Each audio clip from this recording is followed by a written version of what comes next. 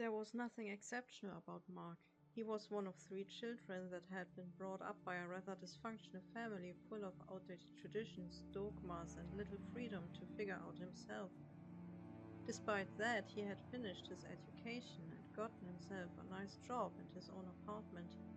The 30-year-old was enjoying his freedom from rules and responsibility, sharing his life with no one. And yet, despite stability and a good life, Mark felt lonely.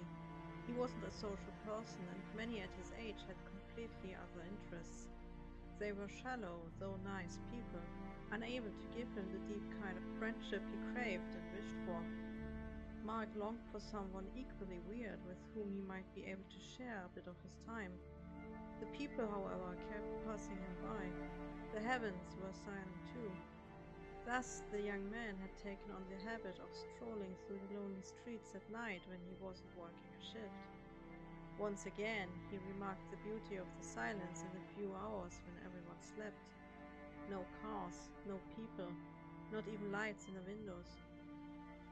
Civilization was asleep, and for a short moment humanity was defenseless and vulnerable to catastrophe. Edinburgh was even more beautiful when the moon shed its light onto the old part of the city. Nothing but the click of his shoes on the cobblestone echoed through the dark as Mark made his way through narrow alleys. The pubs were the only source of light and song which emanated towards the streets outside. Past stores and houses Mark went on. He didn't live too far from the center of the city due to financial practicality, but he was a good walker and thus strolled often towards the older parts or the closest park.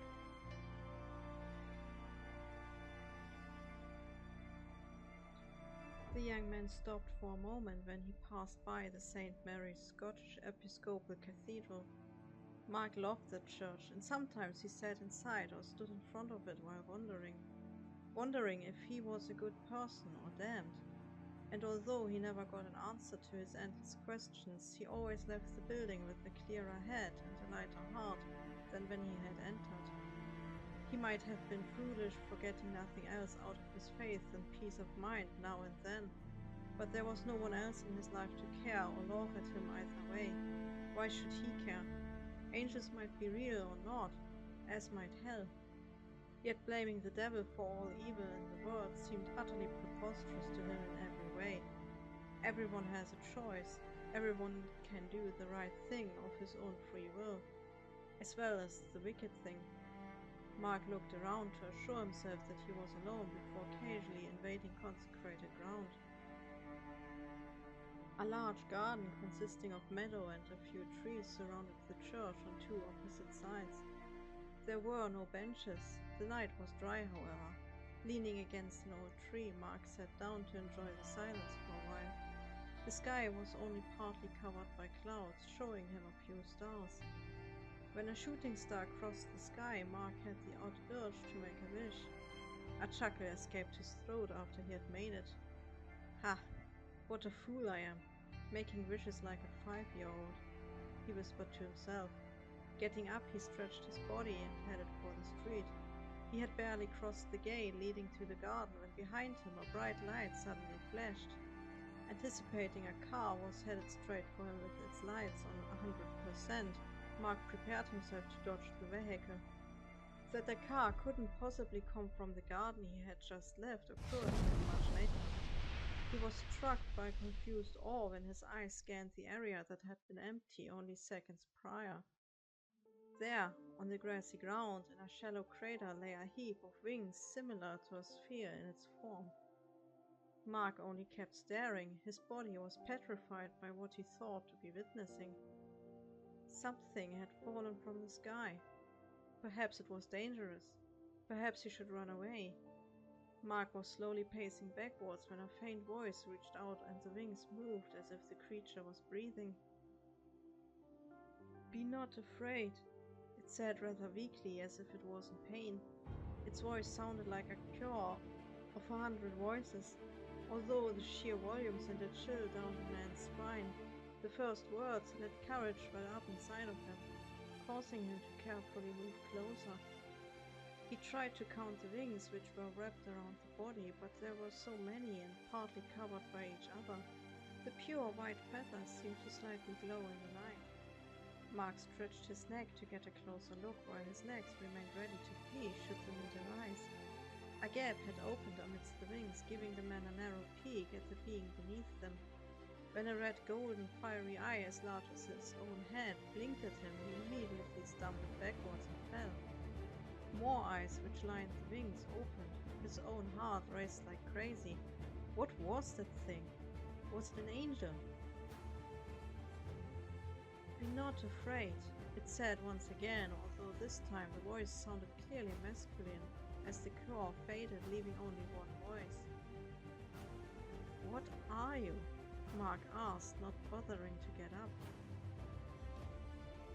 "I am a seraphim. I'm hurting. Please." "I can't help you if you keep yourself hidden like that," he answered when he felt compassion for the hurt angel. "I can't show myself. My fire, my countenance, would blind you."